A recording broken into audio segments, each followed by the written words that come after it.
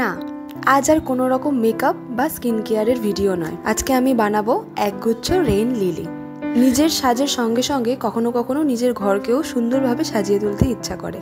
আর তোমরা যারা আমার ভিডিও দেখো তারা প্রায় অনেকেই জানো যে আমি মেকআপের পাশাপাশি অনেক রকম আর্ট আর ক্রাফটের কাজ করতেও খুব পছন্দ করি। আর এই ক্লে দিয়ে বিভিন্ন রকম ফ্লাওয়ার্স বা রুম ডেকোরেশনের জিনিসপত্র বানাতে খুবই ভালো লাগে। আচ্ছা, এই রেইন লিলি ফুলগুলো কার কার ভালো লাগে? আমার না ছোট থেকে এই ফুলগুলো খুব পছন্দের।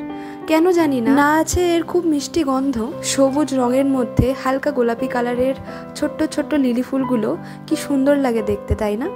শুধুমাত্র বৃষ্টির জল পেয়ে কি অবাঞ্ছিতভাবে কত সুন্দরভাবে বড় হয়ে ওঠে এগুলো।